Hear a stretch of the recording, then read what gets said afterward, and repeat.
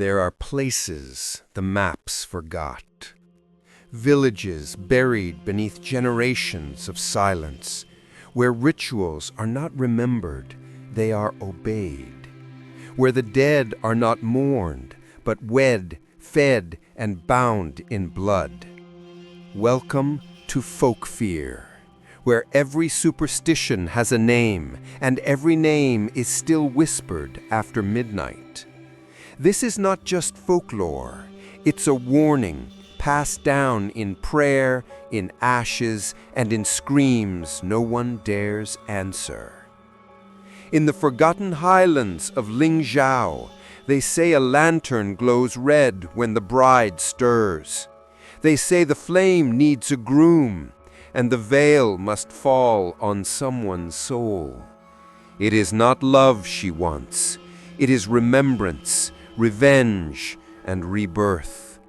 And when the moon disappears, so do the screams. This is the story of a cursed ritual, a bloodline that tried to forget, and a bride who never left the altar. Light the lantern, but don't look inside. The road to Lingzhou was not on any modern map. It twisted like a scar through the mountains, half swallowed by fog and time, paved only in cracked stone and scattered pine needles. No signposts, no lights, just silence and the uneasy hum of cicadas that seemed to grow louder the deeper he drove into the hills. Wei Liang glanced at the GPS, still blank, signal lost an hour ago. He rolled down the window. The air that crept in was sharp and wet with the smell of moss, earth, and something older. Something like incense long burned, or ash. The village was said to be over 300 years old, older than the roads that led to it, older even than the war that once swept across these lands. A place left untouched, a place where traditions lingered like cobwebs no one dared clean. He parked the car when the path narrowed into a foot trail, his headlights falling on a worn wooden sign carved with characters so faded they were barely legible. Lingzhou Jun, Lingzhou Village. The gate was open, but the village looked abandoned. No movement, no sound. Only old stone houses hunched together like mourners, their tiled roofs bowed with age and blackened by decades of smoke. Red paper charms, most torn, most half-burned, still fluttered from doorways. Talisman seals, scrawled in black ink, peeling from wood like sun-dried skin. Wei walked forward, notebook in hand. He was here to document vanishing ancestral rites, Taoist funeral customs, spirit-binding rituals, and rumored ghost marriages. The university called it academic preservation, but villagers called it something else: curse-chasing. The clouds above had thickened. The forest sighed behind him, and from somewhere deep within the village, a faint glow flickered. A lantern. Not electric, not modern. It hung at the entrance of an abandoned ancestral hall, its glass red as dried blood, its flame moving like something breathing inside it. He paused, staring. The closer he looked, the more the white pulsed, not warm, but cold, unnatural. A cold that didn't touch the skin, only the spine. A voice cracked the silence behind him. "You shouldn't look at that." Wei turned. An old woman stood there, wrapped in layers of gray and earth-stained cloth. Her hair was uncombed, streaked with white like candle smoke. One eye was milky, the other fixed on him with disturbing clarity. "That lantern," she said, "belongs to the widow." Wade tried to smile. "I'm just here to observe. I'm with the university." She raised a withered finger. "I don't care where you're from. Don't stare into the flame. If she sees you, she'll think you're hers." Then she disappeared between the houses, swallowed by mist. He chuckled uneasily and took a step toward the lantern. Just one step. The red glass vibrated, softly, almost imperceptibly. He stopped. Was it the wind? But the air was still. Even the cicadas had gone silent. Then faintly, he heard it. A woman's breath. Close. Behind him. When he turned, no one was there. He didn't sleep that night. The house he rented stood on the village's outer edge, next to a forest path that looked like it had not been walked in years.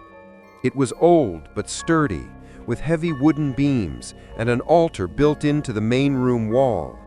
A photograph sat at the center, black and white, blurred, showing a young woman in a wedding gown, eyes downcast, veil heavy and thick.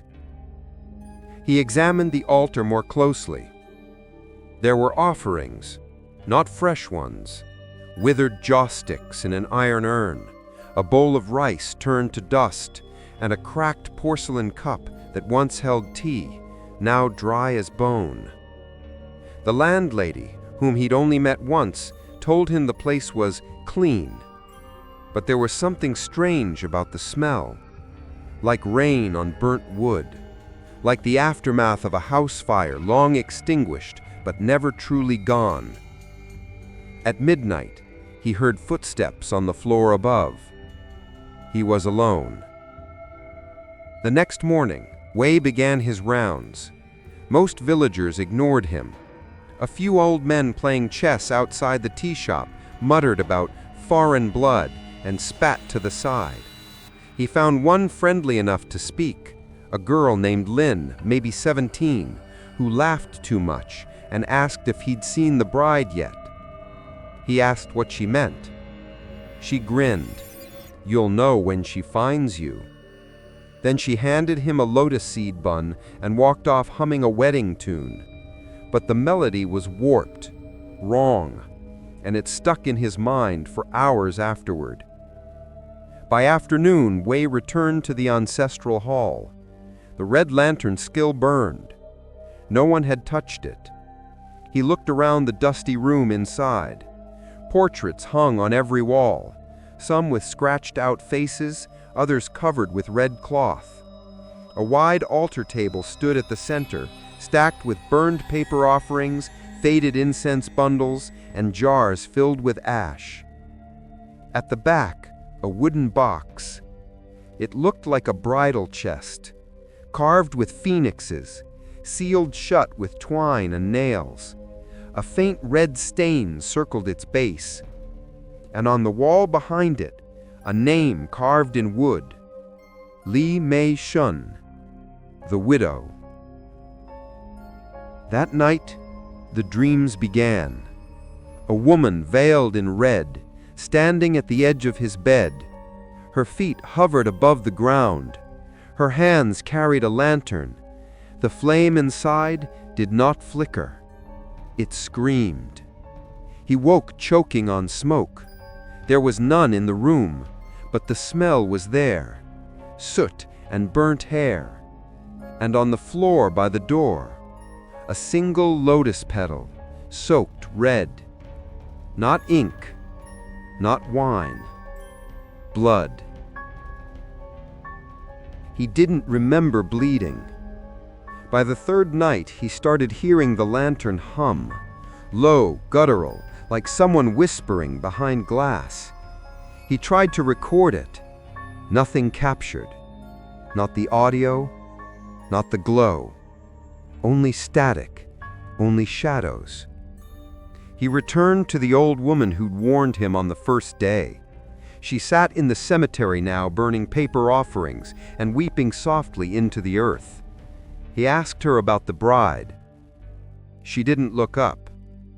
She was never buried, the woman said. She was wedded to flame. Her body is gone, but her soul still waits for the groom. Wei felt his hairs on his neck rise. "I'm just here to learn." She looked at him then, both eyes sharp, now clear. "You've already been chosen." That night, the lantern appeared outside his window. It had moved. No wind, no hands, just the flame, waiting, watching. The morning brought no sun, only mist, thick and low, curling along the forest floor like the breath of something sleeping beneath the soil. It rolled across the rooftops of Lingjiao as if trying to erase the village from memory. Wei Lin's awoke with a start, clutching the notebook he didn't remember falling asleep with. His throat was dry. His hands smelled faintly of ash. He hadn't dreamed. He had remembered. A voice whispering from behind the lantern. A name spoken not aloud, but into him. Mei Xuan. It clung to his skull like fog on wet stone. Later that morning, he returned to the ancestral hall. Something in him needed answers, not just as a researcher, but as something deeper, something older, a weight that settled on his spine. He paused at the lantern, still burning with its quiet red flame. It hadn't gone out, even through the storm that rolled in before dawn, even when no firewood in the village would stay lit. He didn't dare look into it again. Inside the hall, the smell of mildew and wax filled his lungs. The heavy silence seemed to thicken when he stepped inside, as if the building exhaled and held its breath while he moved. The portraits were the same, rows of faces, some defaced, some hidden, others watching. But today, another figure waited. An old man sat cross-legged at the far end of the room, before the altar. His robes were yellowed linen, marked with the faded ink of Taoist glyphs. His hair was tied in a topknot, streaked silver, and his eyes were closed, not in meditation, but in something deeper. Stillness. Wei cleared his throat softly. The man did not move. Wei stepped closer, bowing slightly. "Elder, I'm studying the ancestral practices of this region. May I ask about the lantern?" The old man opened one eye. It was pitch black. Not blind, not hollow, but like obsidian, polished smooth, a mirror of nothingness. "Do you want knowledge?" the priest rasped. Wei hesitated. I want the truth." The priest smiled faintly. "Then you will have pain." He rose with impossible grace for someone so old, moving like smoke. He gestured for Wei to follow him deeper into the hall, through a hidden panel behind the altar that creaked open to reveal a narrow staircase. Wei followed, notebook pressed to his chest. They descended into darkness, lit only by a candle the old man did not carry, but that floated, suspended in air, dripping wax that vanished before it touched the ground. The air grew colder. The chamber beneath the hall was round and stone-walled, its ceiling low, its center dominated by a shrine unlike any Wei had seen. There was no incense, no offering bowls, only a mirror, tall, narrow, and rimmed in blackened bone. Wei stepped closer, breath catching. The surface of the mirror wasn't glass. It rippled, like oil, or mercury, or something that breathed. "What is this?" he whispered. The old priest answered, "It is the Coat King, The bone mirror. It reflects not your face, but the truth that clings to your blood. Wei felt a cold sweat bead on his temple. Whose bones? The priest gave no answer. Wei stepped forward against instinct until he was inches away from the surface. What he saw was not his reflection.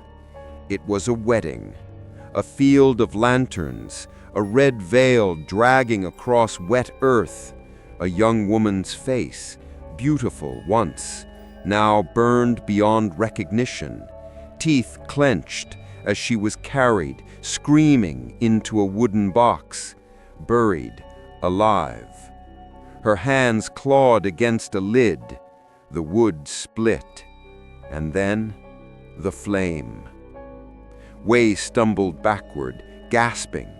The image faded. The mirror was once again black. "She showed you?" the priest asked quietly. I nodded. "Then she has chosen you." Wei's voice cracked. "Chosen for what?" The priest's expression darkened. "To be offered, to bind what cannot be buried." Later, back in the light, Wei asked the priest for the story, and the old man told him, slowly, as if pulling words from a grave. Li Mei Xuan was once the most beautiful girl in Lingjiao, promised in marriage to the eldest son of the Li family, your bloodline, though your name was changed long ago. But the sister was jealous. She wanted the man for herself, so she made an offering. Wei listened, transfixed. She went to the old Taoist, one who no longer lived here, one who walked beyond the boundaries of this world. He gave her a ritual, a curse disguised as a blessing. On the night before the wedding, the sister poisoned her. Mei Xuan did not die, but she could not scream. They buried her with honor, alive. The priest's eyes clouded. 3 days later, the lantern lit itself. Since then, the curse is fed every 30 years.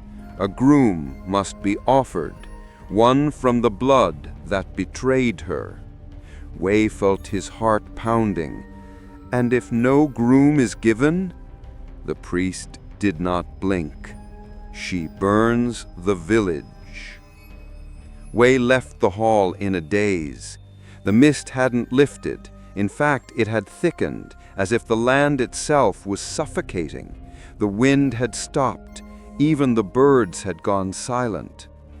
As he passed the narrow alley between 2 abandoned homes, he saw a shape, a figure, dressed in red, still, watching. The veil drifted upward, as if weightless. Beneath it, only darkness. Then she was gone. That night, Wei searched his rented home. He found a hidden drawer beneath the altar table. Inside it, a letter, dated over 50 years ago, written by his grandfather. They told me to marry a ghost, to save them, but I ran, changed my name, burned the contract, but I still see her in firelight.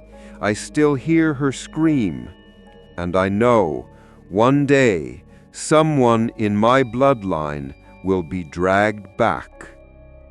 Wei sat in silence for hours. He could no longer pretend to be an observer. He was the offering. At midnight, the lantern appeared outside his door. No one had placed it there. It hummed softly, casting flickering red light against the wall. He reached for it. His fingers touched the glass. It was warm.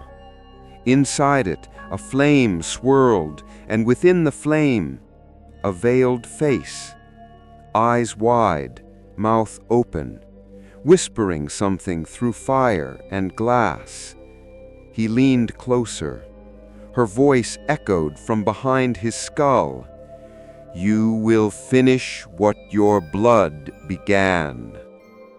The lantern went out. Morning arrived reluctantly.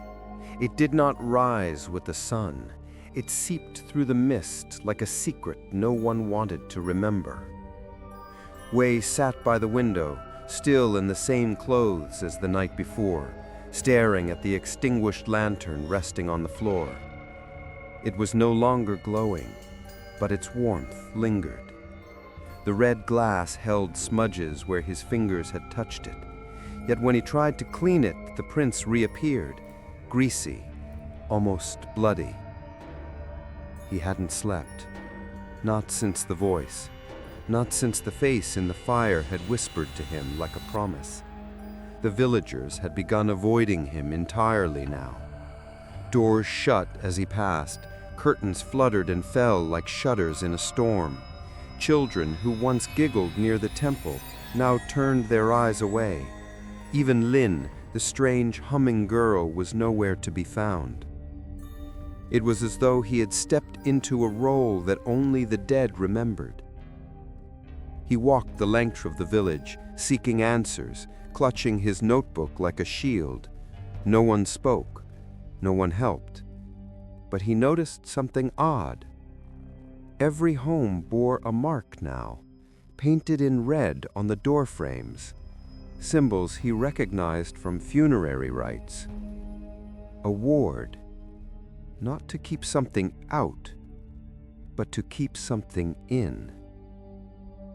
By midday, he wandered into the northern end of the village. There, nestled between overgrown terraces and wild banana trees, stood a crumbling structure, half swallowed by vines and silence. A burial house. It was small and round, with rotting thatch and a low stone fence crumbling from age. Offerings lay at its base, ashes, scorched incense, and jars sealed with black wax. A faded placard hung crooked near the entrance, scrawled in brushstroke characters, "For the soul who walks without earth." He entered. The smell of damp clay and old smoke clung to the walls. The ground was uneven, and the air was still, too still. At the center of the room lay a sunken pit, shallow, square, bricked at the edges. Inside the pit was a coffin, unburied. Wei stepped closer, heart thrumming. It was a wooden box, ancient, covered in red lacquer, now peeling like dead skin.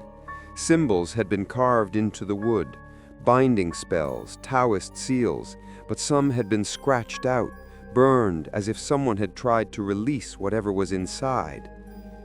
And then he saw it. A single bridal slipper, embroidered with gold thread, resting atop the coffin lid. Wei's breath caught in his throat. Something scratched from inside the box. He ran. Bursting out of the burial house, he stumbled into the clearing, hands trembling. When he looked back, the door was closed. He had never shut it. That night, he returned to the Taoist priest. "Was that her grave, the one beneath the clay?" he demanded, voice low, shaken. The priest was silent for a long time. Then he lit a thin coil of incense and said, "It is not a grave. It is a promise unfulfilled." Wei sat down across from him, legs weak. "She's still in there?" The priest nodded slowly. "Not in body, in binding. The coffin holds not her remains, but the memory of her betrayal. Her blood seeps into the clay. Her scream echoes in the grain of the wood. That box was not meant to protect her. It was built to contain her." Wei swallowed hard. "But it's breaking." The priest's gaze sharpened. because her patience is. That evening, Wei sat outside his rented home with the letter from his grandfather. The words blurred. Each sentence was like a ghost he couldn't exorcise. In the ash and blood, he ran, but she followed me in mirrors, in dreams, in fire. One day someone will pay the debt. He stared at the red lantern, now placed at the altar. It had not glowed again. But somehow, that made it worse. In the early hours of morning, he heard humming. A voice, soft, melancholic. A woman's voice singing an old wedding song. He followed it barefoot, drawn through the wet grass and fog. The tune danced just out of reach, echoing between the bamboo groves and the stone walls. And then he saw her, standing at the edge of the rice field, draped in red. The veil hung over her face, unmoving in the windless air. She cradled the lantern in her arms like a child. Wei froze. She raised her hand, fingers curled inward, pale and burned. Her mouth moved beneath the veil, no sound.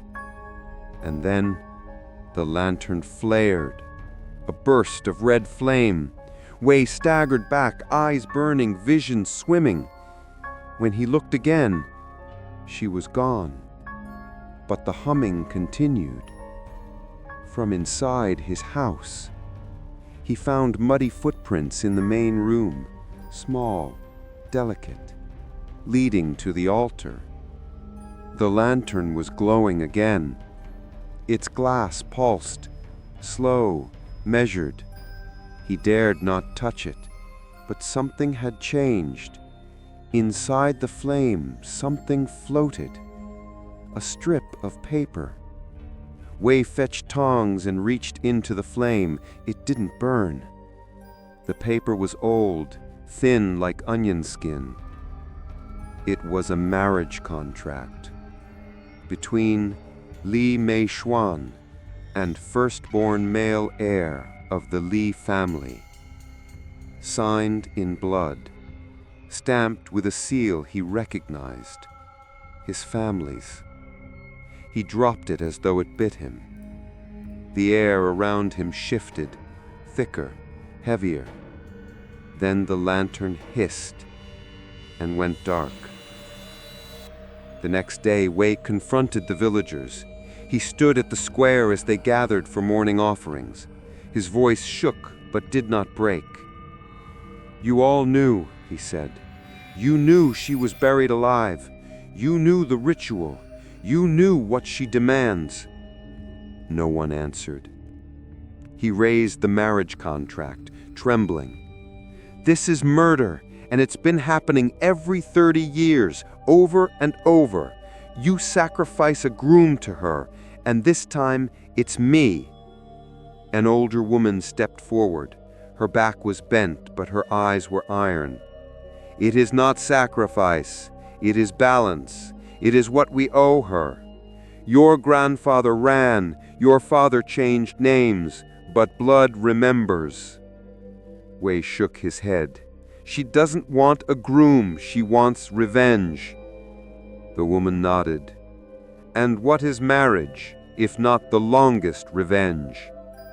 He left the square in fury, but behind him, he heard it again. The humming. It wasn't one voice anymore. It was many, women, children, old, young, humming the same broken wedding song. The bride was no longer waiting in the shadows. She was coming. That night the dreams returned. Only this time, it wasn't a vision. It was a memory, not his, but hers. He saw through her eyes. The night before her wedding, the poison in the tea, the veil pressed over her face, the sister's hands holding her down, the screaming in her throat that never came out, the coffin, the darkness, the scratching, the prayers that turned to curses, and the fire. She had not died in silence. She had died screaming inside her own wedding. Wei woke with his hands blistered, as if he had reached into flame. The next morning, the burial house had collapsed. The coffin was gone. Only the bridal slipper remained, sitting upright in the center of the ash. No one spoke of it. But that night, every single home in Lingzhou placed a lantern at their door. All of them glowed red. Except his was burning white. The air in Lingzhou had changed. Not cooler, not heavier, but older. As if every breath taken now had passed through the lungs of the dead. The villagers walked slower, spoke softer. Doors creaked longer before closing. Red veils began appearing in windows. Paper effigies of brides were folded and hung from trees. The smell of burned sandalwood curled through every alley. Wei knew the village was preparing. He just didn't know if it was for her arrival or his end. He sat with the Taoist priest beneath the banyan tree that afternoon, watching as a cluster of young men tied red silk ribbons around the trunks. Each ribbon bore a name. Each name had been carefully handwritten. Each one crossed out. "Offerings rejected?" Wei asked. The priest nodded, eyes distant. "She does not want strangers." Wei swallowed hard. "So they tried to trick her?" "We do every cycle," the priest said softly. "Every 30 years we offer decoys, paper grooms, spirit effigies, even live men, paid outsiders. But she always knows. Blood remembers blood." Wei looked down. "How many times has she killed?" The priest hesitated. "Twice. Once when no groom was offered. The second when the groom tried to run." "What happened to him?" The priest looked toward the mountains. "There is a place beyond the terrace fields. We do not go there. The soil is black. Trees do not grow. Birds do not sing. His body was never found, but his face appears in the lanterns sometimes, screaming, melting." Wei shuddered. "She does not forgive." Later that night, Wei was called to the village center. The elders had gathered. A table stood in the square, draped in red cloth. Upon it sat 3 items: a crimson silk robe, a bone-handled knife, a small black urn, sealed in wax. Wei was told to sit. They began chanting, slow, rhythmic, in a dialect so old it rasped like dry leaves. The priest approached and made a small cut on Wei's palm, letting his blood drip into a bowl. Then he spoke. "Let the blood recall the bond. Let the bond awaken the bride. Let the bride choose her groom. Let the groom receive the lantern." The wax seal was broken. From the urn, ash was poured into the bowl of blood. It hissed, steaming with no fire. The mixture turned black. A talisman was dipped in and then placed against Wei's chest. It burned into his skin, without flame. A mark, a brand. He was now marked for the rite. In the days that followed, preparations began in earnest. The village square became a wedding site. Not a celebration, but a mourning in disguise. Red paper lanterns were hung from skeletal trees. Each bore a name, some ancient, some fresh. Bamboo mats were laid down for the bride's silent procession. Effigies of attendants, folded from rice paper, were placed in rows, all headless. Wei was given a white robe, simple, unadorned. It reeked faintly of mildew, as if it had been worn before and buried. The seamstress who handed it to him whispered, "No one wears the robe twice." On the night before the rite, Wei walked alone to the edge of the forest. There, in the clearing once filled with rice fields, the wind carried faint sobs. He turned. The lantern bride stood among the trees, veiled, motionless. She held no lantern now, only a red thread. It stretched from her fingertips to his chest, tied. Wei felt it tightening, around his lungs, around his mind.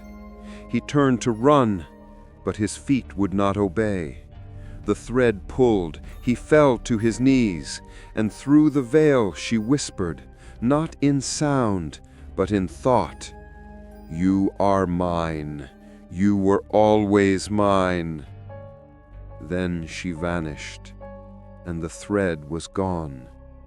The next morning, Wei confronted the priest again. "This isn't a ritual," he said, voice shaking. "It's a sacrifice. You're giving her a life so the rest of you can live." The priest nodded solemnly. "And you call that tradition?" "We call it survival." Wei's fists clenched. "What if I refuse?" "You won't," the priest said softly. "Why?" "Because she has already entered you. The moment you touched the lantern, the moment you saw the mirror, the moment you dreamed her memories, you are not walking toward the right, you are becoming it." That night, Wei found Lin again. She stood at the temple gate, wearing a black dress, holding a bowl of water. Inside the bowl floated a red petal, curled and stained with blood. "You were the last name on the list," she said softly, "the only one that glowed." "Why help me now?" Wei asked. She looked into the bowl. "She took my brother last cycle. I heard him scream for a year after that, every time it rained. I wanted to forget, but now I want her gone." "Is that even possible?" "There's a scroll, hidden in the western altar room, burned during the last failed rite. But if we find it—" She didn't finish the sentence. She didn't have to.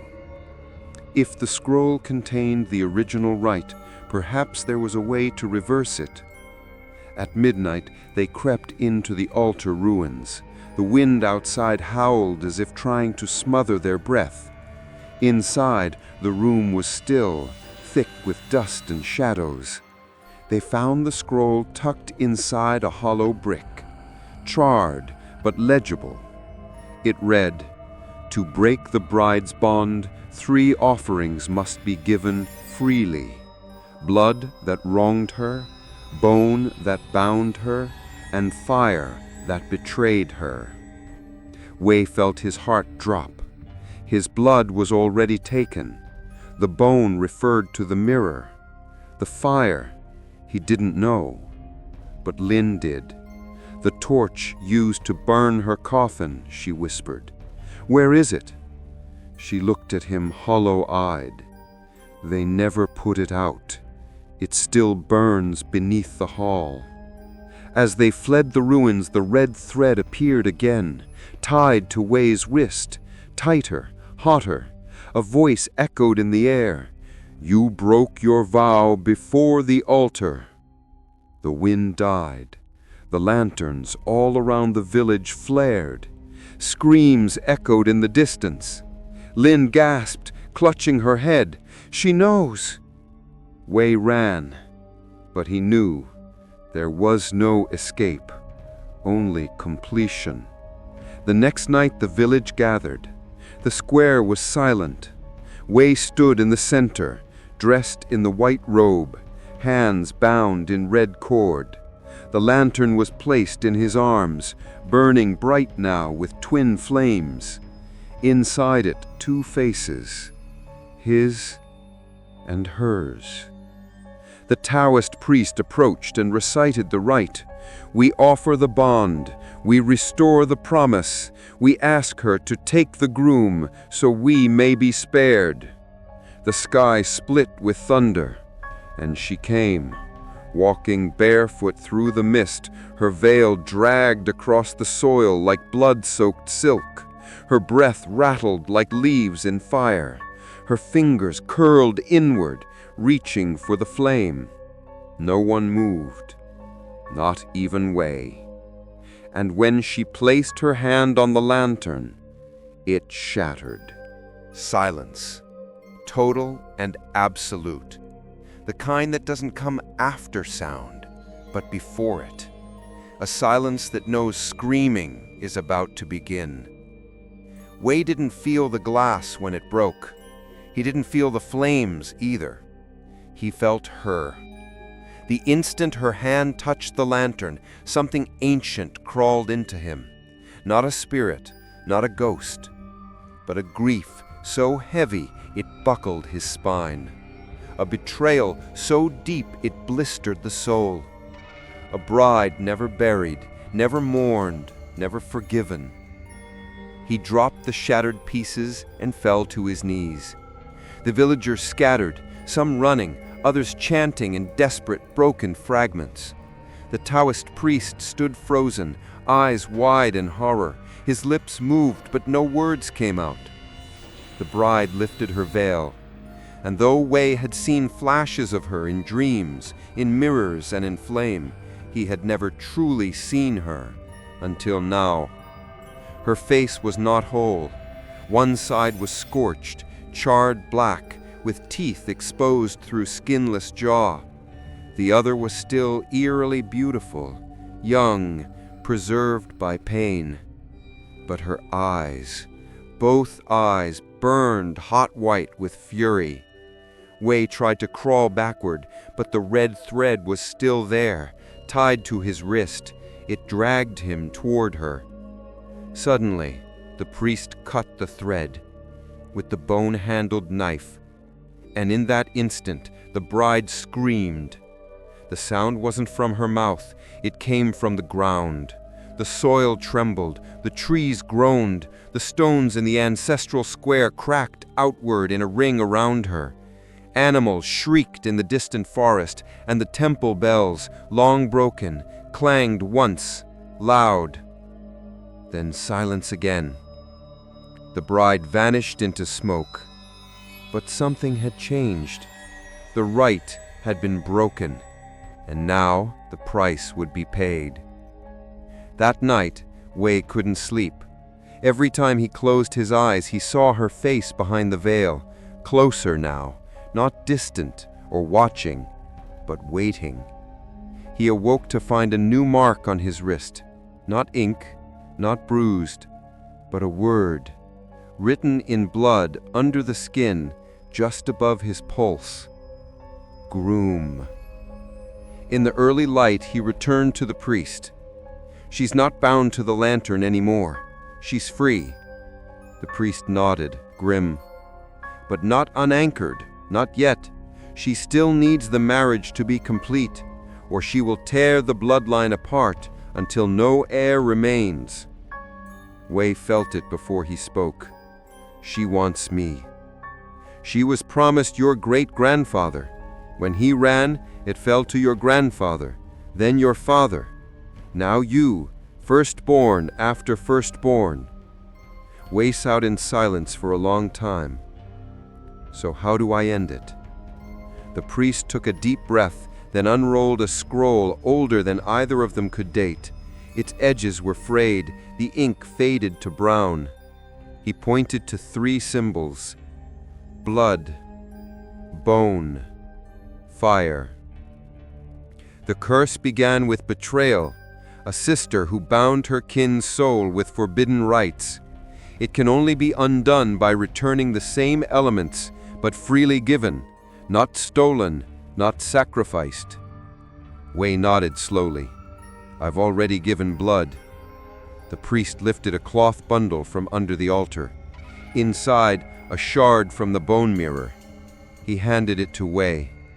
"This is the second, but the third." Wei knew. The fire. The fire that had burned Mai Chuan alive. The fire that had consumed her voice, her breath, her body.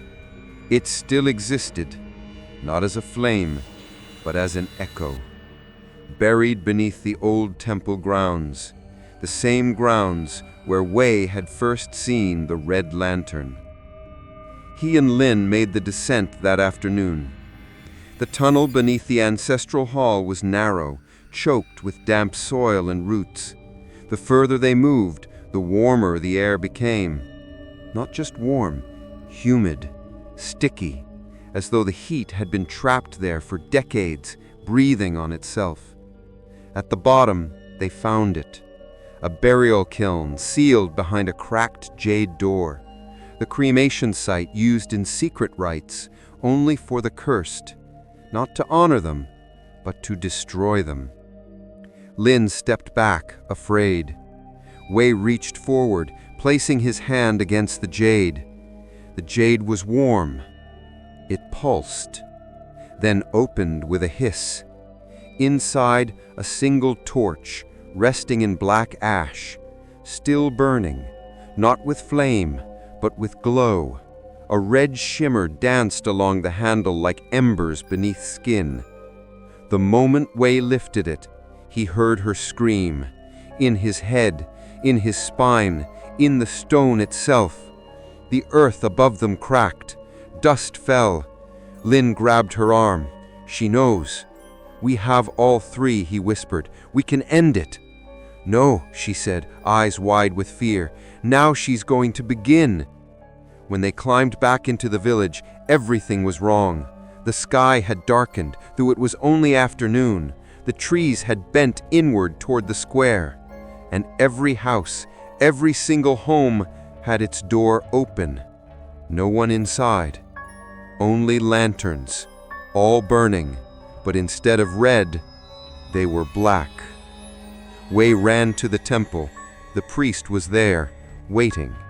He'd drawn a wide circle of salt around the altar, and in the center, a second bridal robe, charred at the sleeves, stained dark with something old. "You must burn the contract where it was signed, in the ancestral fire, with the mirror and the torch. But when you do," he hesitated, "she will come, entirely, fully." Wei looked at him. "And if I don't?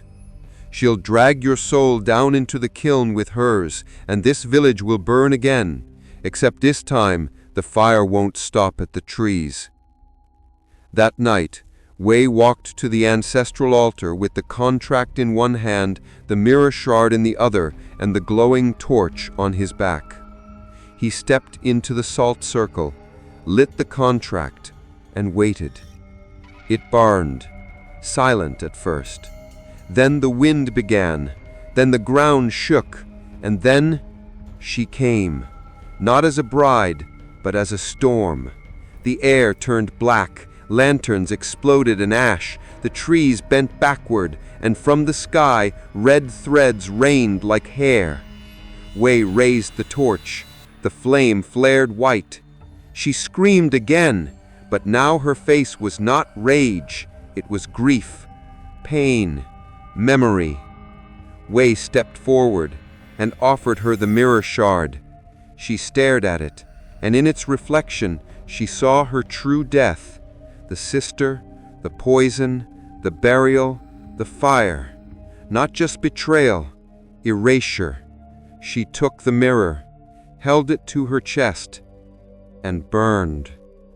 Quietly, softly, like a candle finally ready to sleep. Wei dropped to his knees, the thread around his wrist uncoiled. The lanterns in the village dimmed, then died. The village no longer breathed. It waited. Each house stood like a shrine to silence, the doors left open like mouths gasping for air. No birds sang, no insects clicked. The rice fields sat untouched, as though too afraid to grow. And the black lanterns burned without fire. Wei stood at the edge of the square, the torch in one hand, the bone mirror shard in the other, his body still marked by the ghost's touch. He could feel it beneath his skin now, her presence threading through his blood, her pain threading through his bones.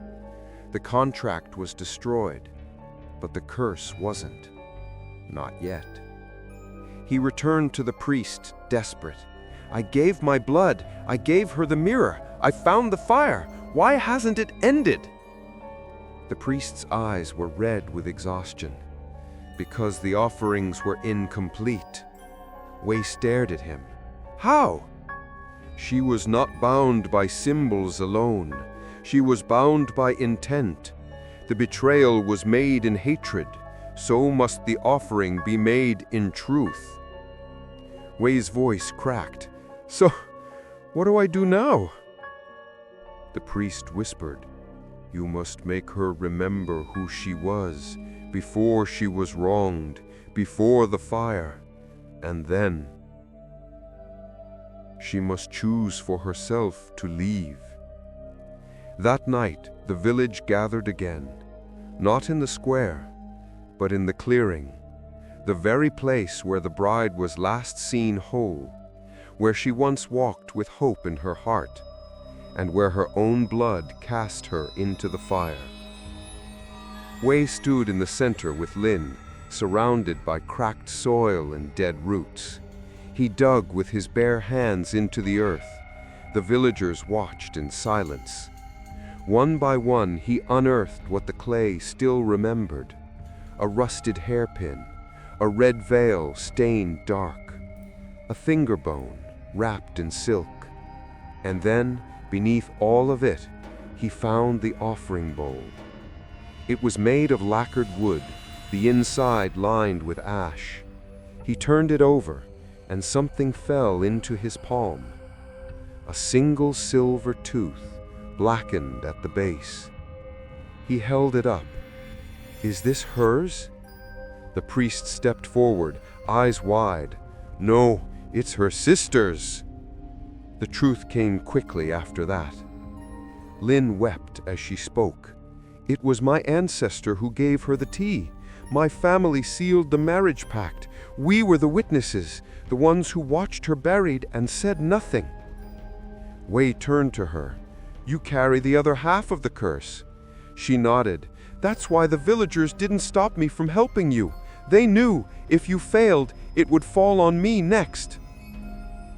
They prepared the offerings that night, but these were not the ceremonial items used for blessings or appeasement. These were the forbidden rites, spells outlawed by Taoist law, used only for one thing: calling back a soul already bound. Wei lit the torch again and placed it in the center of the altar ruins. Around it, he laid the bone shard, the rusted tooth, the blood-soaked contract fragments, and the veil. Lin cut her palm and let her blood drip over the offering bowl. Then the priest began to chant, but not in words Wei understood. They were guttural, old, not spoken, spat, like grief given voice. The earth quaked, the torch flared, and the air split open.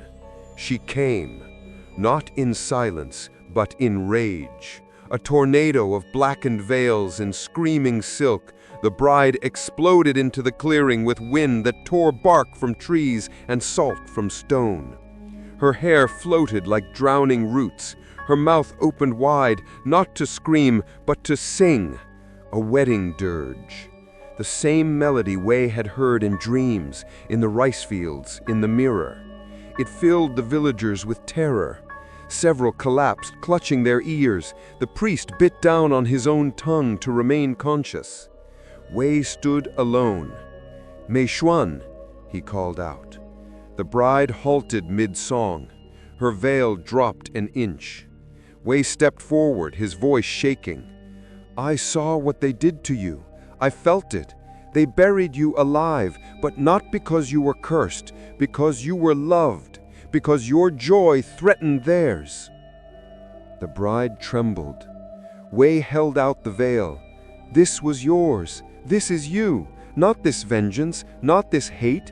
You were meant to be a bride, not a warning." The wind slowed. Her mouth moved. No sound came out, so he stepped into the circle and whispered, "Choose."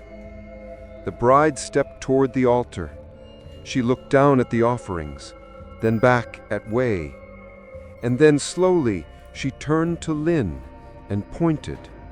The priest shouted, "She demands the bloodline that wronged her." Lin sobbed, "Then take it." She stepped forward, her hands open, the blade Wei once held, now in her palm. "Let her see my choice," Lin said through tears. "Not hatred, remorse, not silence, truth. I am the sister who could have stopped it, so I offer the one thing they never gave her." She raised the blade. Wei grabbed her wrist. "No! She has to see love," Lin whispered, "or she'll never stop killing." The bride stepped between them, lifted her veil fully, and for the first time, she wept. A single tear slid down the scorched half of her face. It hit the earth, and the ground caught fire. But it did not burn destructively. It cleansed. Lanterns across the village flickered, then faded to white. The red threads snapped. The sky cleared, and the veil turned to ash in her hands. She looked at Wei, then Lin. Then slowly she stepped into the flame and was gone. Only smoke remained, sweet, warm, like sandalwood and rice wine, like peace. The rite was broken, the offerings had been accepted, and the bride, at last, had been heard. The fire was gone, but the smoke remained. Not thick, not choking, but present. A low, curling mist that clung to the ground and the corners of rooms. It smelled faintly of sandalwood, but behind it was something sharper, like burned silk, like a memory trying not to fade. Wei stood at the center of the altar ruins long after the others left. The villagers had quietly returned to their homes, leaving no trace of the nightmare that had stalked them for decades. But he couldn't leave, because he knew something was still watching. The next day was bright, too bright. The kind of light that tries too hard to be normal, like makeup over bruised skin. Children returned to the square. Farmers harvested again. Red veils were removed from windows. Even the priest, for the first time since Wei arrived, walked with his back straight. "We survived," he said simply, "and that is enough." But Wei wasn't convinced, because that night the lantern returned. It didn't burn red, it didn't hum, it just was. Sitting silently at the foot of his bed, the glass perfectly clean, the wick unlit. But it hadn't been there before he fell asleep, and when he tried to move it, it wouldn't budge. Not heavy, just rooted, as if it didn't want to be moved, as if it was watching. Wei brought it to the priest the next morning. It came back. The priest ran his fingers along the edge. Not cursed, not haunted. "Then what?" "Bound," he said, "to you." Wei frowned. "But the bride's gone." The priest looked up with slow, deliberate sorrow. "Is she?" That night the dreams returned, but they were different now. Not screams, not burial, not fire. Instead, he was walking through the village, lantern in hand. All the homes were empty, doors open, wind chimes silent. But in every mirror, she appeared, standing still, veil gone, watching. Not angry, not sad, just present.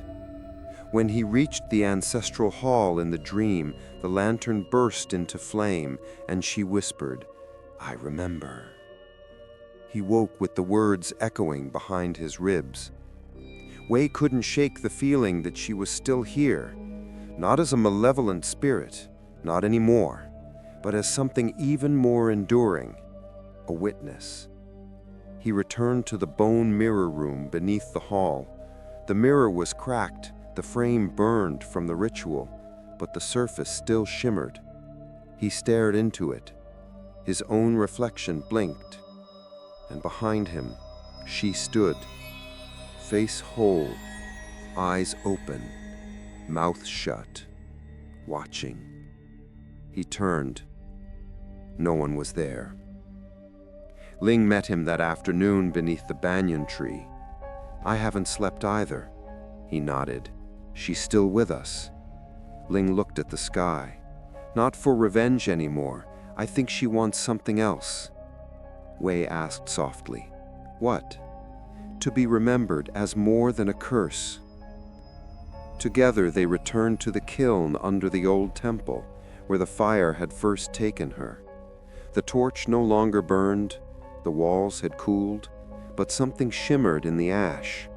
A hairpin, untouched by flame, still shining. They brought it back to the altar and placed it beneath her portrait, now uncovered for the first time in decades. They cleaned the frame, lit incense, spoke her name aloud, Li Mei Zhuan. That night, Wei dreamed again. But this time he didn't walk alone. She walked beside him. No veil, no lantern, just silence and peace. They reached the edge of the rice fields. Wind blew through the green stalks, and she placed something in his hand, a red thread. Wei looked at her, uncertain. She nodded once, then turned and walked into the wind, dissolving, not into smoke, but into morning light. He woke with the red thread still in his hand, real and warm. The lantern never returned again.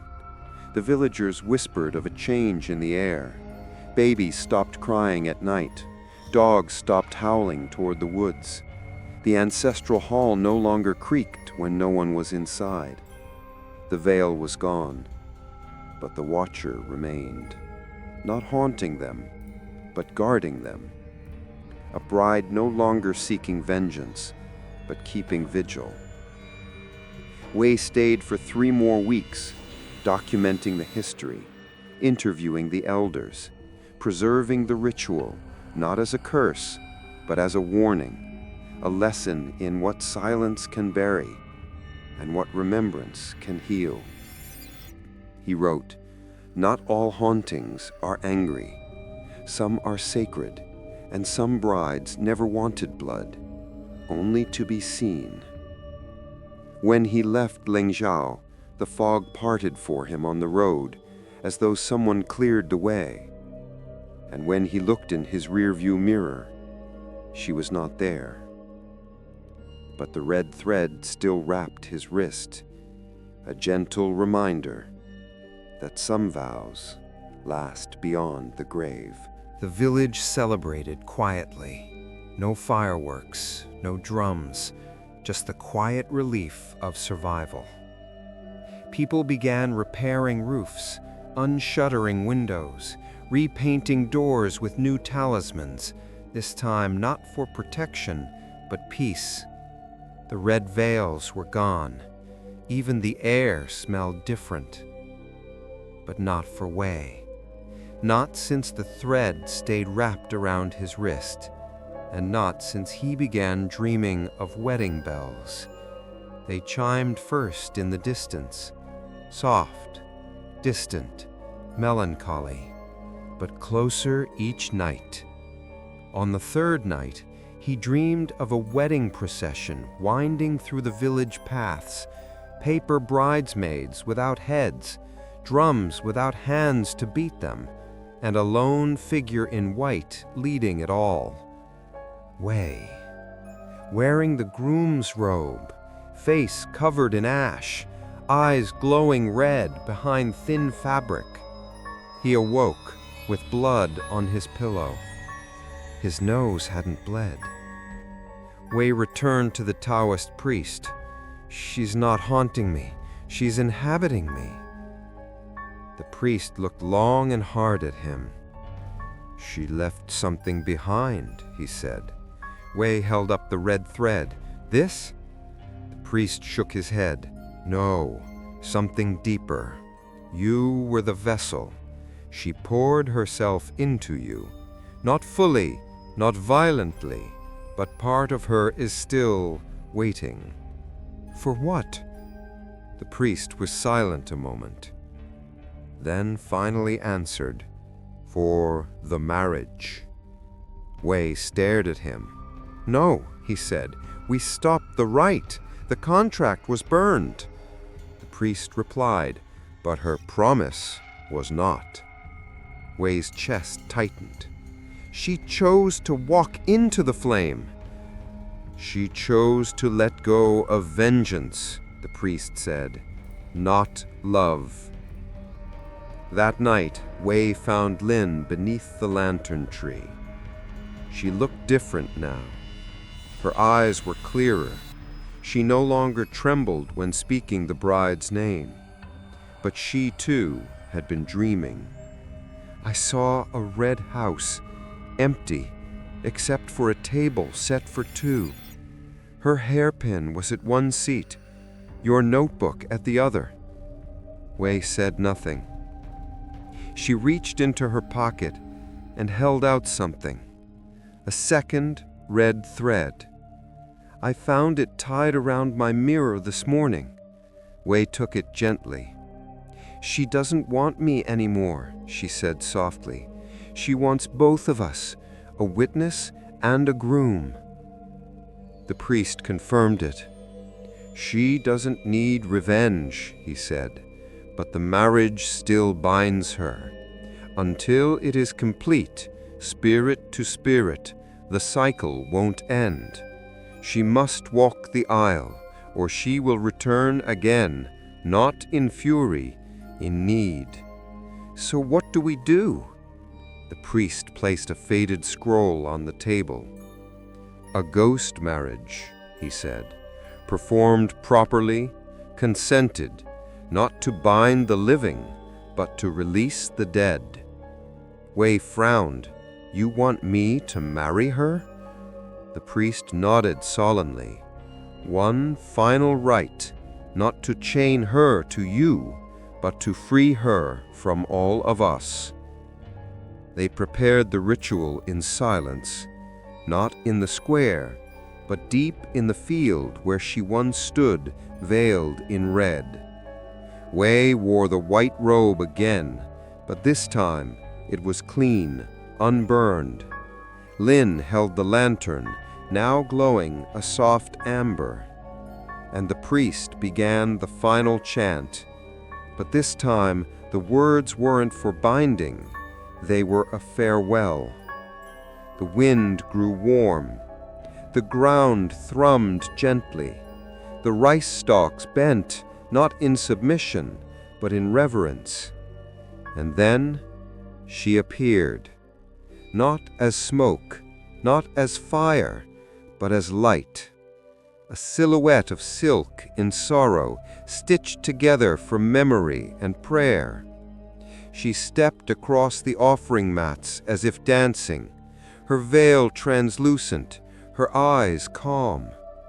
Wei felt no fear, only a strange ache, as though part of him had been waiting for this moment long before he was born. She stood before him. He bowed. So did she. And the priest spoke the final words. With this thread we remember. With this light we release. May your soul find the home it was denied. Wei placed the second red thread into her palm. She closed her fingers around it and smiled. Her smile broke something in him, a wall of pain that wasn't his but had been passed to him, inherited like a name or a scar, not just hers, but the villages, the families, everyone who had forgotten her too soon. She turned. stepped into the lantern's glow, and for the first time since it had entered Lindau, the lantern flickered, then went out. They buried it at the roots of the oldest tree. No one spoke. No one needed to. Wei left a single offering, a folded page from his notebook. On it, Li Mei Xuan, not a ghost, a bride, a memory, a mirror, and now finally, a name spoken in peace. The wind whispered through the tree's branches, and somewhere deep beneath the earth, the wedding bells finally stopped. For a week, the village breathed freely. Doors stayed open through the night. Children played by the well again. Even the temple's rusted bell rang gently in the breeze. Not an omen now, but a rhythm, a heartbeat, something steady. Wei stayed. He helped repair the ancestral hall, sat with the priest over tea, wrote pages and pages of notes that no longer read like horror, but memory, ritual, healing. The red thread was gone from his wrist. The lantern had not returned. Even the mirror had stopped whispering. For the first time, he believed it was truly over. Until the first thread reappeared. It was tied around his bedpost. Neat, thin, red as fresh blood. Wei stared at it for a long time, breath held. It hadn't been there the night before, and no one had entered the room. The floor had been unswept, but with no footprints, no sound, no warning, just the thread. He burned it, watched the flames twist it to ash, then lay awake for hours, waiting for dawn. But when the sun came, there were two more threads, tied this time to his shoes, crisscrossed like wedding ribbons. Wei stumbled out into the street, dizzy with dread. The villagers stared at him, not with fear, but with pity. He found Lin outside her home, digging up flower bulbs. She didn't speak at first. Then, without turning, she whispered, "It never ends, does it?" Wei sat down beside her, his voice dry. "She's gone. We both saw it. The flame went out." Lin nodded. "She left, but the promise didn't." He looked at her sharply. "What do you mean?" She stood, brushing dirt from her hands. "My grandmother told me once, ghost marriages are never just between two souls. They're between bloodlines. The ritual was done. The bride was released, but the marriage..." She looked down the path where the banyan trees swayed gently. "Still needs to be consummated." That night, Wei locked everything. Doors, windows, cabinets, even the mirror. He stayed awake by candlelight, watching for movement, listening. By midnight, nothing had happened. By 2, his eyes began to drift. By 3, the candle flickered, and then went out. He awoke on the floor, cold, barefoot, alone. Every object in the room was tied with red thread. The chairs, the door handles, the bed frame, his wrists, and across the wall, written in the thread like brushstrokes, "You promised her." He tore them down, his hands shaking, ran to the ancestral hall. The priest met him there, already lighting incense. "I've seen them too," he said quietly.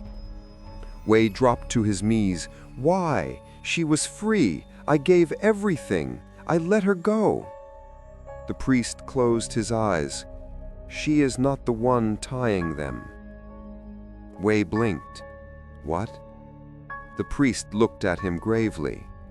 There are others, spirits who watched from behind the veil, those who envied her freedom, who wanted to be wed. The red thread wasn't just hers, it's theirs now. Wei's mouth dried. You mean? The priest nodded. You opened the door, and now they all want a groom. That night, the village dogs howled for the first time in weeks. The sky darkened early. The wind smelled sweet, rotten sweet, like spoiled wine. Wei walked alone to the edge of the fields, the priest's words gnawing at his thoughts. He passed the tree where Mei Xuan had vanished.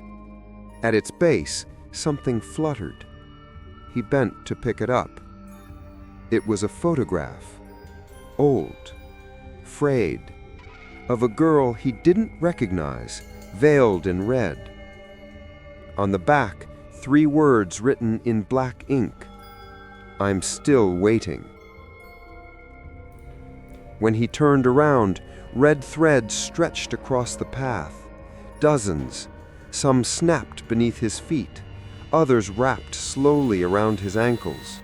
He tried to move, but the threads climbed higher, over his knees, waist, chest.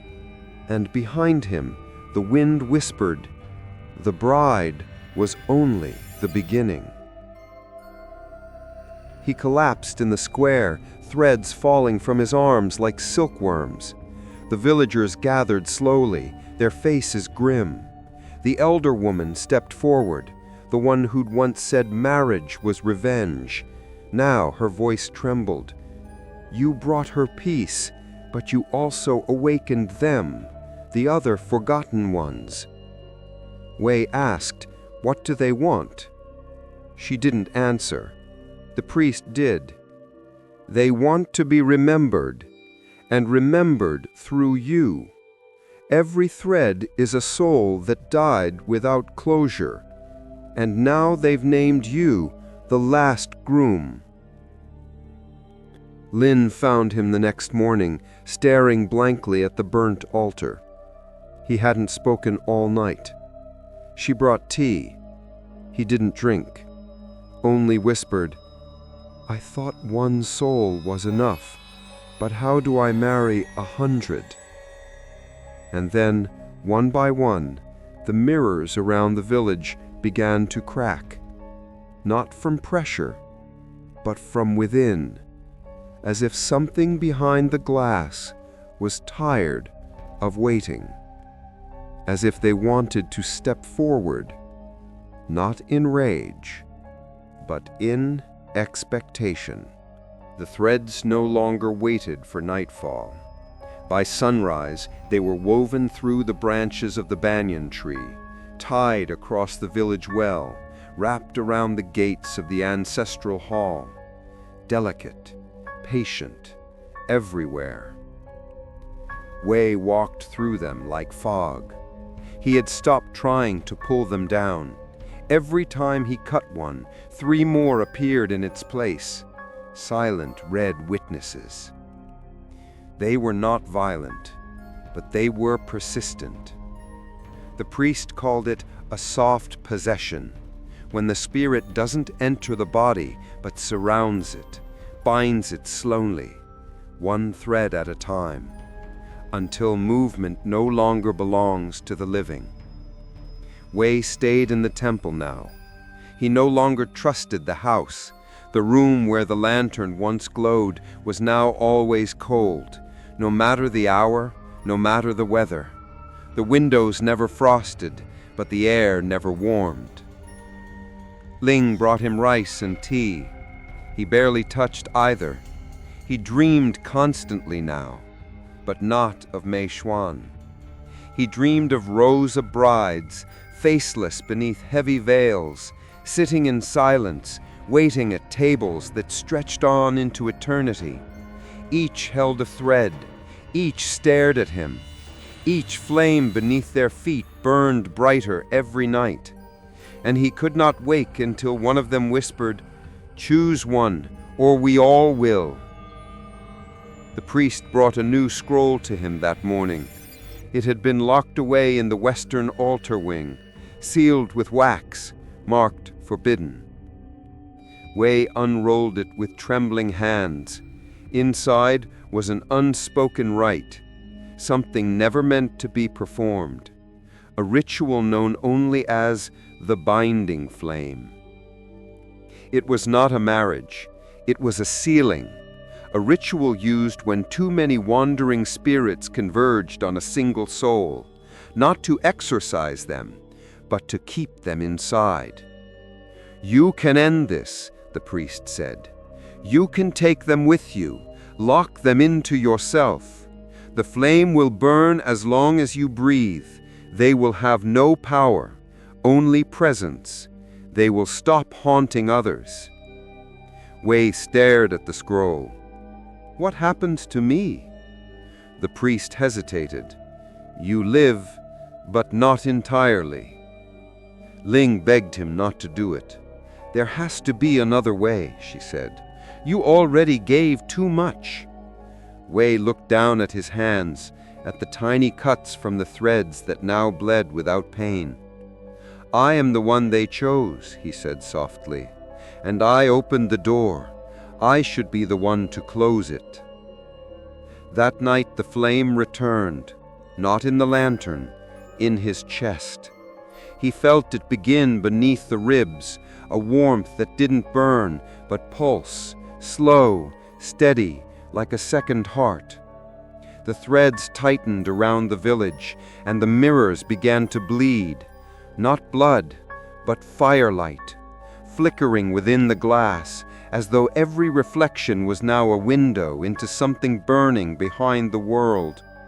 The brides were no longer waiting, they were gathering. Wei told the priest to begin the binding flame ritual. They prepared the altar in complete silence. This time, no villagers came to watch. Only Ling remained. She held his hand as he knelt before the altar, shirtless, eyes closed, breathing shallow. She whispered, "If you forget yourself, I'll remember for you." He smiled faintly. "If I vanish, don't try to find me." The priest began the chant, the same ancient cadence as the marriage rite, but reversed, a prayer in reverse time, a binding of echoes. Wei's skin began to smoke, not burn, not blacken, just smoke, like incense.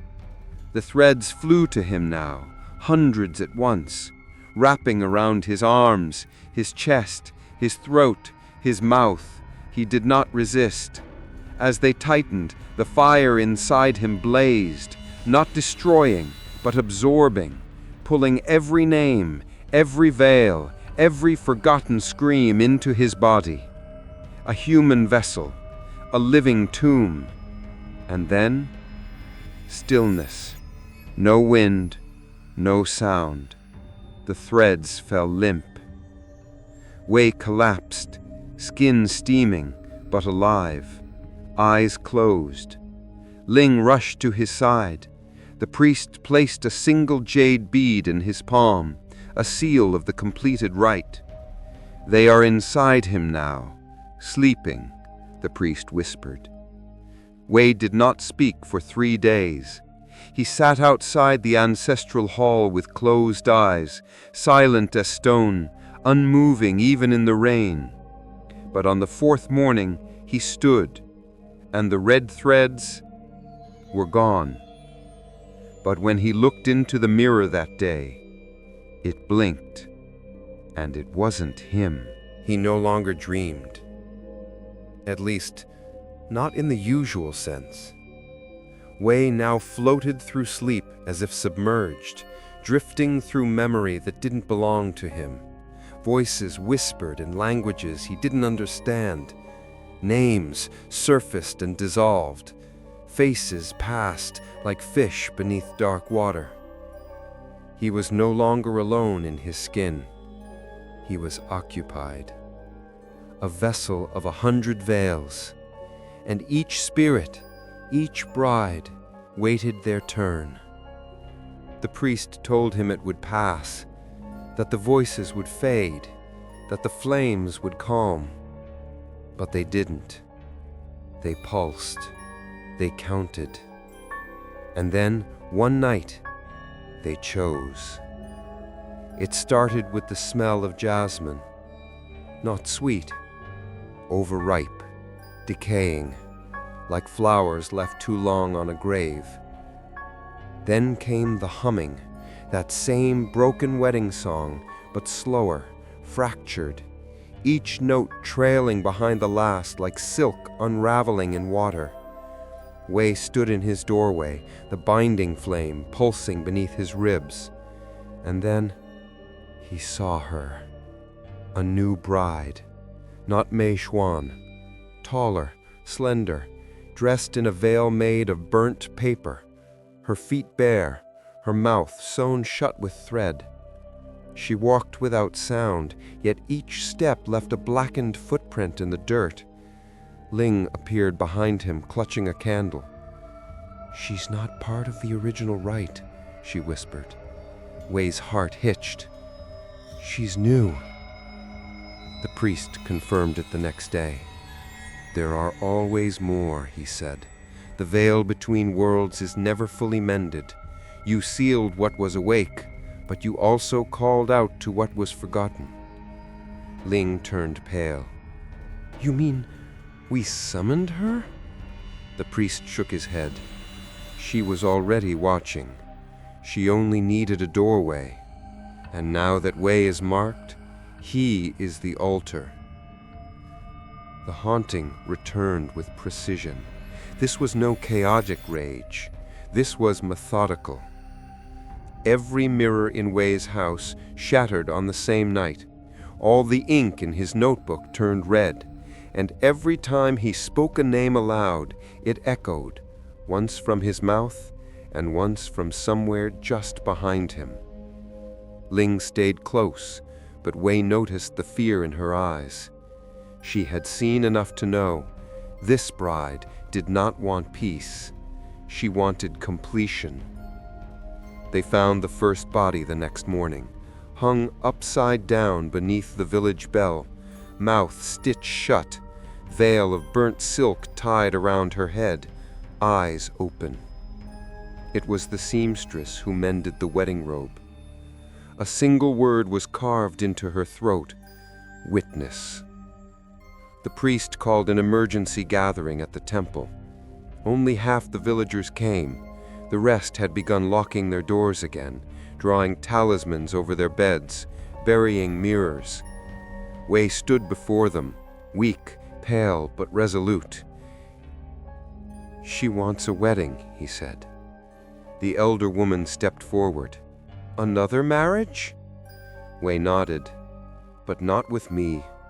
Not with anyone alive." "Then with whom?" He looked up. "With the flame." That night, they prepared the altar one last time, not for a ritual, for an invitation. Wei painted the symbols in his own blood. Ling folded a new robe from white cloth. The priest carved the binding flame seal into a black candle and placed it at the center. And then they waited. Midnight came, and the sky turned red. She arrived as a shadow first, sweeping across the field like wind, gathering light as she moved. The burnt veil fell into place, the song resumed. The earth blackened where she stepped. Wei stood inside the circle holding the candle. "Bride of Ash," he said softly, "we see you." The figure paused. The wind stopped. "You were never named. You were never mourned.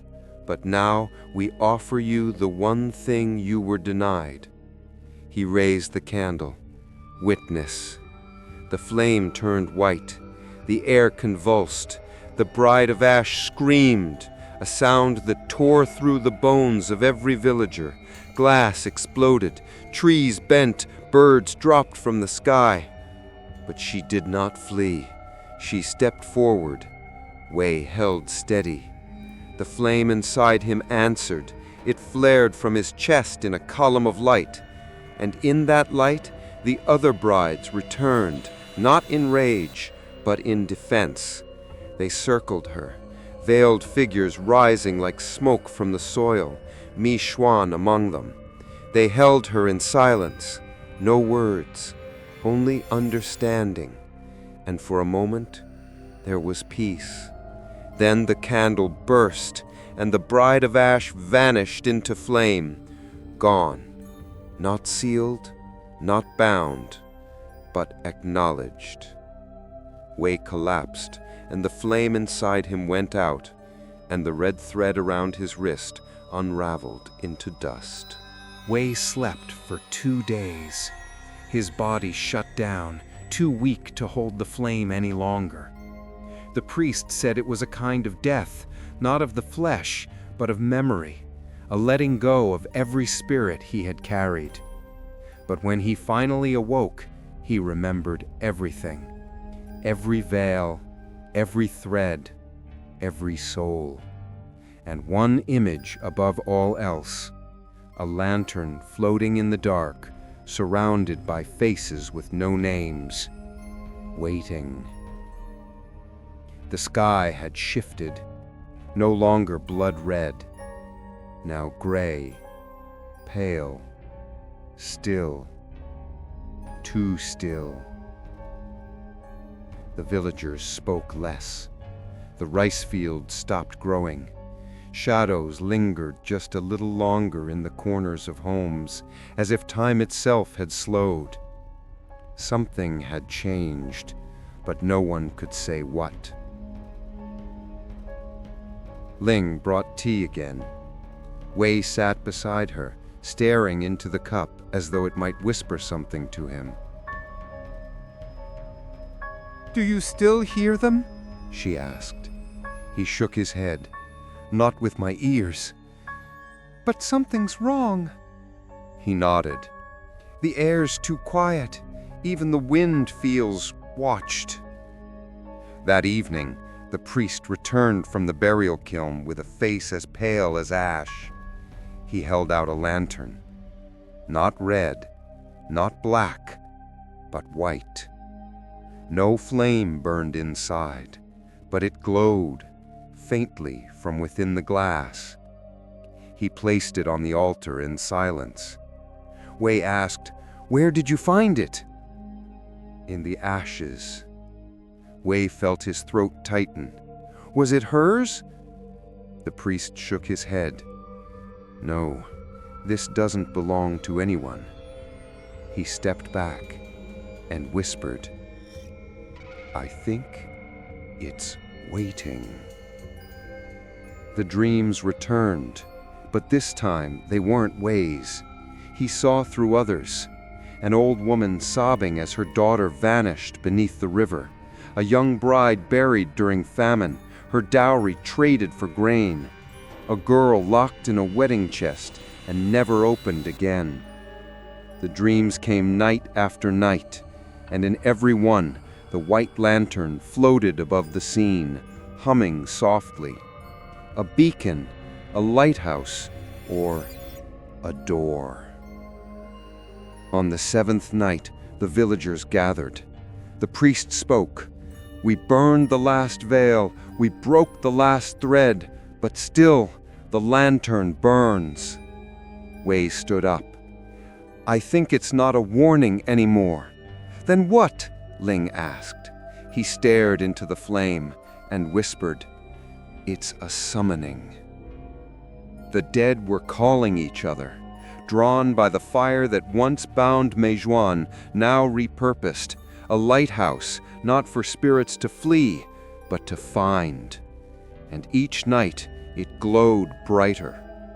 The first sign was the return of sound, not wind, not animals, footsteps, dozens of them, at midnight, circling the ancestral hall. No one dared look outside. But when morning came,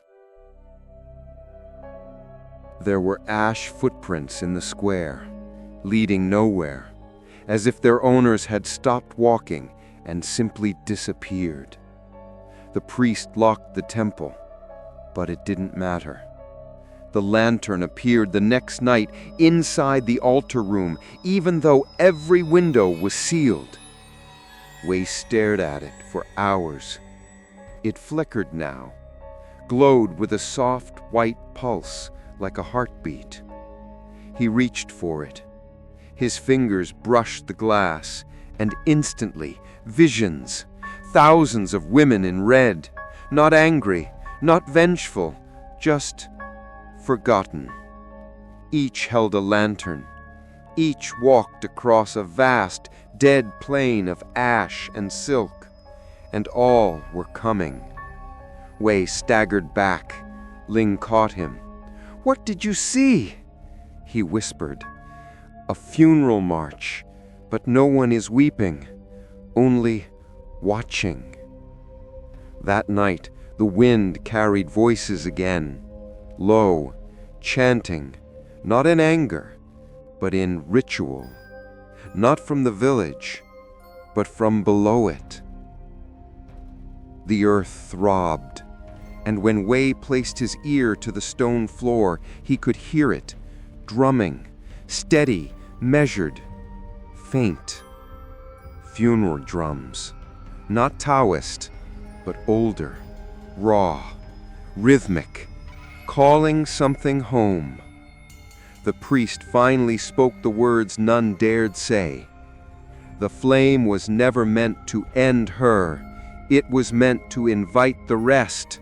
The lantern of the dead is a beacon, and now that Wei has carried the brides, they've made him the altar. Ling turned to Wei, terrified. "What do we do?" He looked out at the horizon and saw them. Figures, just at the edge of the trees. Dozens, maybe more. All veiled, all glowing faintly, waiting for the light to grow strong enough for them to cross. He clenched his fist and said softly, "We finish what they started. One last flame, one final rite, not to bind, not to bury, but to lead them home." The trees whispered now, not with leaves, but with breath. The kind of breath that came from things buried deep, in clay, in silence, in blood. The kind of breath that never leaves a body, even after the spirit has gone. Wei stood at the edge of the forest, staring into the fog. Figures moved within it, not approaching, not yet, but circling, always circling, waiting for the smoke to tell them when to arrive. He carried the white lantern everywhere now. It no longer floated, it pulsed, with every heartbeat, with every breath, with every memory not his own. Lin stayed close, her voice soft, her face hollowed by exhaustion. "They're multiplying," she whispered. Wei nodded. "The flame is memory. It draws all that was forgotten." "How many?"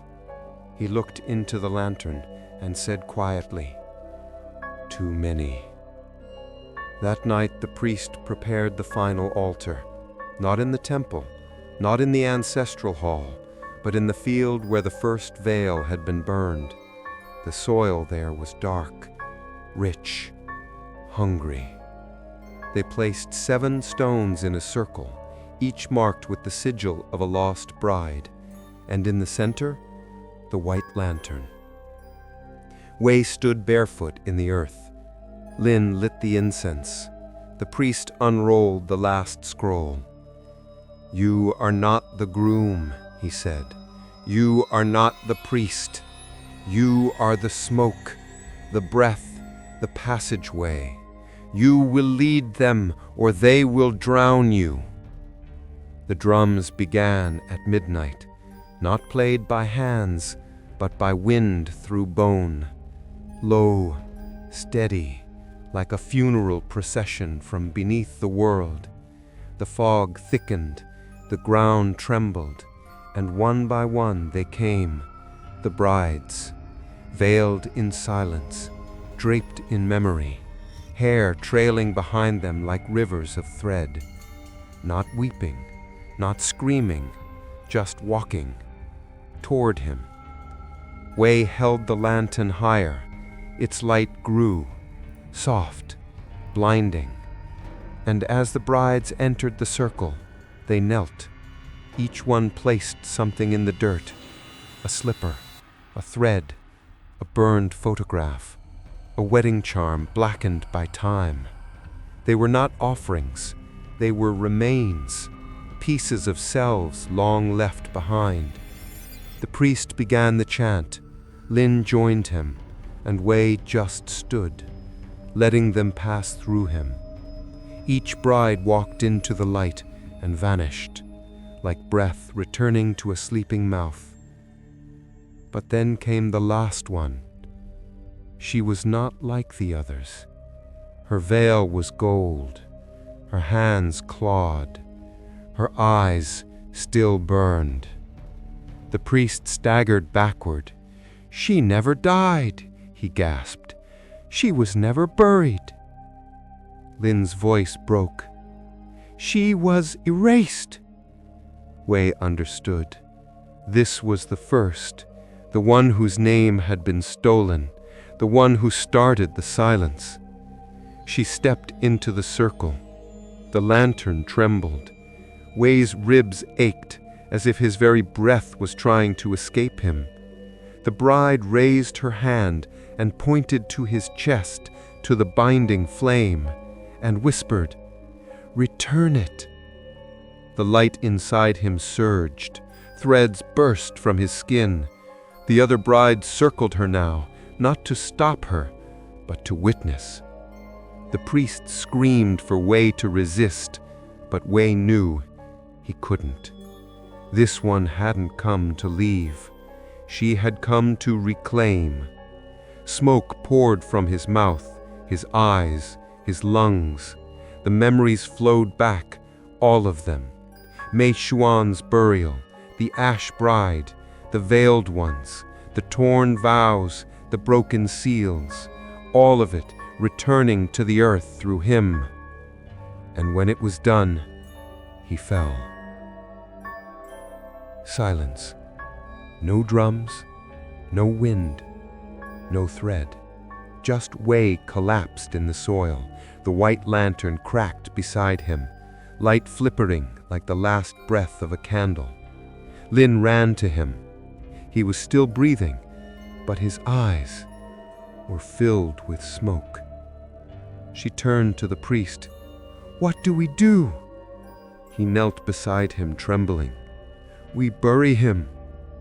Lin shook her head violently. "He's alive!"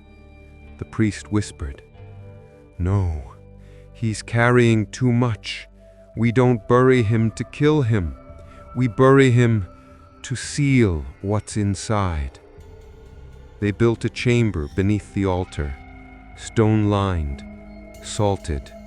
At its center, a wooden box engraved with every name they could remember, and in it, Wei, eyes closed, smoke still rising faintly from his lips, but peaceful.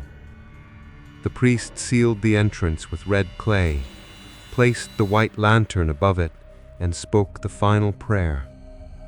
"Here rests the flame, not to burn, but to remember. Let no spirit walk unseen again." That night the fog lifted, the wind returned, the trees no longer whispered.